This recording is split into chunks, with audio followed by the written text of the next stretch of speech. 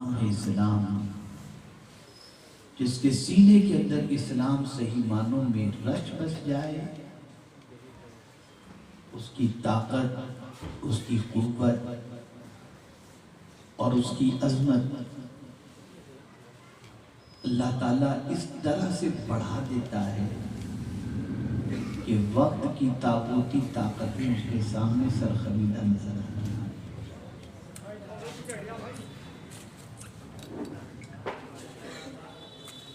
اب میں آپ کو سمجھا دوں،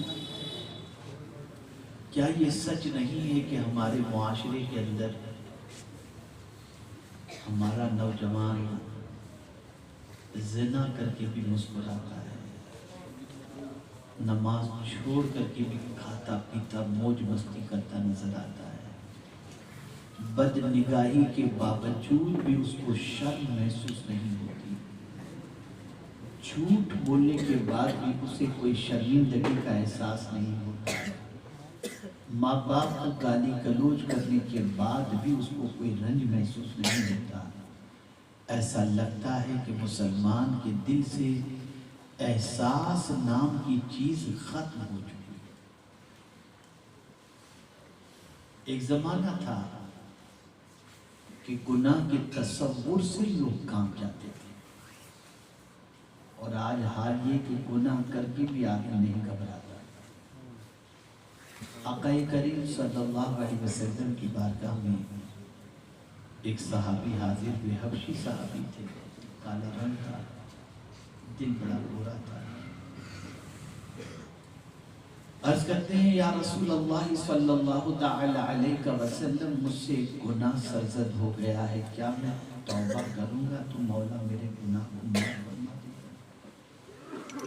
میرے آقا صلی اللہ علیہ وسلم نے فرمایا، ہاں تو توبہ کرے گا، اللہ تیری توبہ کو قبول فرما کر تیرے گناہ کو معاف فرما دے گا۔ توبہ کر لی انہوں نے، اور سنیے احساس، رسول اعظم صلی اللہ علیہ وسلم سے عرض کرتے ہیں، یا رسول اللہ صلی اللہ تعالی علیہ وسلم، کیا مجھے گناہ کرتے میرے رب نے دیکھ لیا؟ آقا کریم صلی اللہ علیہ وسلم نے فرمایا، ہاں، اتنا سننا تھا کہ چیخ ماری کہ جس کا کھاتا ہوں اس کی نافرمانی کرتے ہوئے اس نے مجھے دیکھ لیا، چیخ ماری اور دو پرواز۔ کہاں چھپ کے گناہ کرو گے، کدھر جا کر گناہ کرو گے؟ آخر گناہ کرنے کے لیے آدمی زمین ہی پر تو گناہ کرے گا، لیکن یہ زمین کے حوالے سے قرآن کہتا ہے، یومئذ تحدث اخبارہا، قیامت کے دن زمین جو کچھ بھی اس کے اوپر بندہ کرے گا، زمین بولے گی اور بتائے گی کہ اس بندے نے مجھ پر یہ گناہ کیا ہے۔ کہاں جا کر گناہ؟ کیا گناہ کی وجہ سے اللہ نے چین نہیں چھین لیا؟ کیا گناہ کی وجہ سے رزق میں تنگی نہیں ہو گئی؟ کیا گناہ کی وجہ سے ہمارا وقار مجروح نہیں ہوا؟ کیا گناہ کی وجہ سے آج در در کی ٹھوکریں نہیں کھا رہے؟ کیا گناہوں کی وجہ سے فاقہ کشی اور قلداش آج اس کے اندر مسلمان گرفتار نہیں؟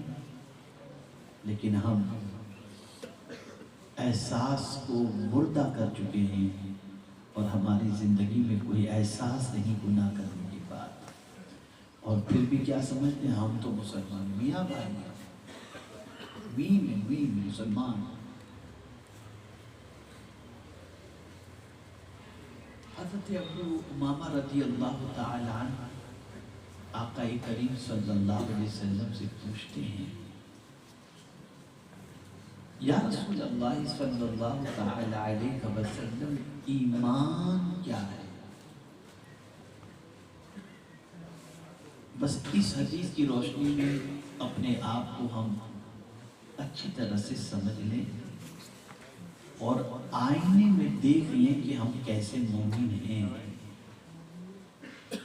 آقا کریم صلی اللہ علیہ وسلم سے انہوں نے دریافت کیا، مل ایمان یا رسول اللہ صلی اللہ تعالی علیہ وسلم، ایمان کیا ہے اے اللہ کے رسول صلی اللہ علیہ وسلم؟ اب سرکار صلی اللہ علیہ وسلم نے جو تعریف فرمائی، ڈیفینیشن بتائی، اسے سن لو اور اس ایمان کو اپنی زندگی میں تلاش کرو، اس کو تلاش کرو۔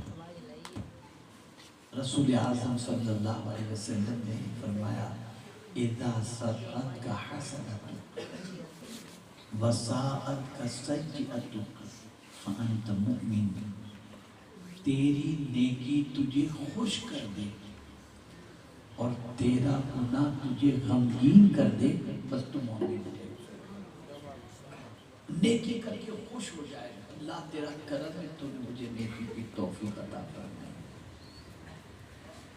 اور اللہ کی نافرمانی ہو جائے تو کھانا چھوڑ دے، یا اللہ مجھ سے گناہ کیسے ہو گیا، وہ گناہ اس کو بے چین کر دے، گناہ کی وجہ سے اس کی رات کی نیند اڑ جائے، گناہ کی وجہ سے اس کو کوئی چیز میں کوئی چیز اچھی نہ لگے۔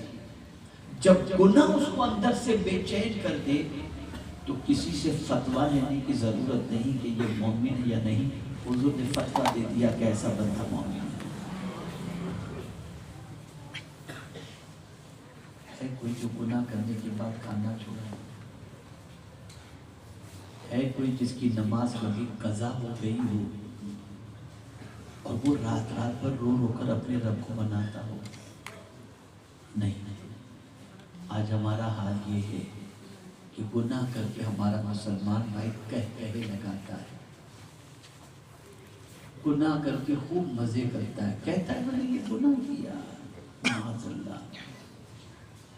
تو جس قوم کی سچویشن ایسی ہو کہ گناہ کرنے کے بعد اس کے اندر احساس نام کی کوئی چیز موجود نہ ہو کہ کس بڑے کی اس نے نافرمانی کی ہے، وہ قوم زمین کے اوپر باعزت و بابقا زندگی نہیں گزار سکتی۔ ایک واقعہ عرض کرتا ہوں اور اپنی گفتگو کو ختم کرتا ہوں۔ حضرت عیسیٰ علیہ الصلوۃ والتسلیم فرماتے ہیں ایک پہاڑ کے قریب سے گزرا تو میں نے پہاڑ سے پتھروں کے چیخنے کی اور رونے کی آواز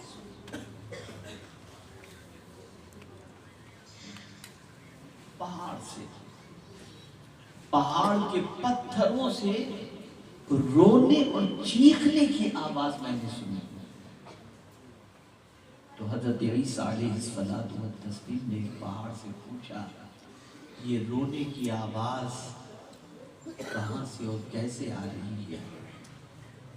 تو ایک بہت بڑے پتھر نے جواب میں کہا یا عیسیٰ روح اللہ، ہمیں میں سے کوئی نکلتا ہے اور پھر اس کو معبودان باطل بنا کر لوگ اس کی پرستش کرتے ہیں، تو ہمیں اللہ کا ایک فرمان رونے پر مجبور کرتا ہے، اور وہ فرمان یہ ہے کہ یا ایھا الذین آمنوا قوا انفسکم واہلیکم نارا وقودھا الناس والحجارہ، اے ایمان والو اپنے آپ کو اور اپنے اہل و عیال کو جہنم کی آگ سے بچاؤ جس کا ایندھن انسان اور پتھر ہے۔ تو یا عیسیٰ ہم اس لیے رو رہے ہیں کہ جس پتھر کو اللہ جہنم کا ایندھن بنائے گا کہیں ہم اس میں سے تو نہیں ہیں۔ ایک پتھر جہنم کے تصور سے رو رہا ہے اور ایک مسلمان کے دل و دماغ میں جہنم کا تصور ہی نہیں ہے۔ اس حد تک بے باک ہماری قوم ہو چکی ہے۔ کیا دیکھتے ہو رات بھر؟ کیا کرتے ہو زندگی کے اندر؟ کہاں کہاں نظروں کو گھماتے ہو؟ اپنے وجود سے کون سی بدکاریاں کرتے ہو؟ دامن پر گناہ کے کتنے دھبے لگاتے ہو؟ کوئی شرمندگی بھی ہے یا نہیں؟ کوئی گناہ کرنے کے بعد احساس گناہ ہے بھی یا نہیں؟ بلکہ حال یہ ہو چکا ہے معاذ اللہ، آج کا مسلمان کے ارے دیکھا جائے لا حول ولا قوت۔ حضرت داموس رحمت اللہ تعالی علیہ بنی اسرائیل کے ایک بہت بڑے آدمی، بہت بڑے آدمی۔ ایک بار پہاڑ کو دیکھتے ہیں، اور ایک پہاڑ کو جب انہوں نے دیکھا تو دل میں خیال پیدا ہوا کہ یار اس پر اگر ہریالی ہوتی تو کتنا اچھا ہوتا، کالا پتھر، اس پر گرینری ہوتی تو کتنا اچھا ہوتا۔ غیب سے آواز آتی ہے، داموس کب سے میری تکلیف میں تو عیب نکالنے لگا؟ اس پتھر پر اگر سبزہ نہیں ہے تو مولا نے نہیں اگایا نا، تو مولا بہتر جانتا ہے یا داموس تو بہتر جانتا ہے؟ حضرت داموس کے دل پر چوٹ لگی، ایک جملہ زبان سے نکلا تھا جس کو اللہ نے پسند نہیں کیا۔ حضرت داموس علیہ السلام نے کھانا پینا چھوڑ دیا، اور کہتے ہیں جب تک کہ مولا کی طرف سے معافی کا پروانہ نہیں ملے گا میں کھانا نہیں کھاؤں گا، پانی نہیں پیوں گا۔ محلے کے چند نوجوان کوئی فنکشن رکھتے ہیں، حضرت داموس رحمت اللہ تعالی علیہ کو دعوت دیتے ہیں کہ حضرت آپ تشریف لائیں۔ آپ نے بہت سمجھایا کہ نہیں، میں تمہارے یہاں کھانے کے لیے نہیں آ سکتا، میری کچھ مجبوریاں ہیں۔ ان نوجوانوں نے ضد کی کہ نہیں حضرت، آپ کو بتانا ہی ہوگا کہ آپ کیوں نہیں آتے۔ تو آپ نے وجہ بتا دی کہ ایک مرتبہ میری زبان سے ایسا جملہ نکلا، ایک پہاڑ کو دیکھ کر، اس کے پتھر کو دیکھ کر کہ کاش اس پر ہریالی ہوتی، تو غیر سے یہ ندا آئی، یہ آواز آئی، تو مجھ سے کھانا چھوٹ گیا ہے۔ اب نوجوانوں نے کیا جواب دیا؟ جیسا جواب آج کے نوجوان دیتے ہیں اور آج کے نوجوان جیسا سوچتے ہیں، آج کے نوجوان جیسا بولتے ہیں، ایسا ہی جملہ اس زمانے کے نوجوانوں نے کہا حضرت داموس سے۔ کہنے لگے ارے حضرت آپ اتنی سی بات سے ڈر گئے، گھبرا گئے، چھوڑیے، اگر معاذ اللہ اللہ کا عذاب آتا ہے نا تو ہم لوگ آپس میں بانٹ لیں گے، لیکن آپ چلو کھانا کھانا۔ اب جب ان لوگوں نے، نوجوانوں نے یہ کہا تو ندا آتی ہے خیر سے، داموس علاقہ چھوڑ دو، اس علاقے کو چھوڑ دو، محلے کو چھوڑ دو، اس لیے کہ جو قوم میرے عذاب کو ہلکا سمجھ رہی ہے ان قریب ان پر میرا عذاب نازل ہوگا۔ داموس تم علاقہ چھوڑ کر کے نکل جاؤ۔ کیا سمجھتے ہو اللہ کے عذاب کو ہے برداشت کرنے کی طاقت؟ رسول اعظم صلی اللہ علیہ وسلم نے جبریل امین علیہ الصلوۃ والتسلیم سے فرمایا، اے جبریل کیا بات ہے کہ میں اسرافیل کو کبھی ہنستے نہیں دیکھا۔ اسرافیل علیہ السلام جلیل القدر فرشتے ہیں، اسرافیل کو کبھی ہنستے نہیں دیکھا۔ تو حضرت جبریل امین علیہ السلام نے جواب دیا، حضور جب سے اللہ نے جہنم پیدا کی تب سے اسرافیل نے ہنسنا ہی چھوڑ دیا۔ مسلمانوں ڈرو اللہ سے، گناہ ہو جائے تو معافی مانگو، گناہ پر اکڑو نہیں، گناہ پر شرمندہ ہوا کرو، گناہ پر نادم ہوا کرو، نیکی کر کے خوش ہو جاؤ، گناہ کر کے اللہ سے ڈرو کہ کہیں اس کی پکڑ ہوگی تو کیا جواب دو۔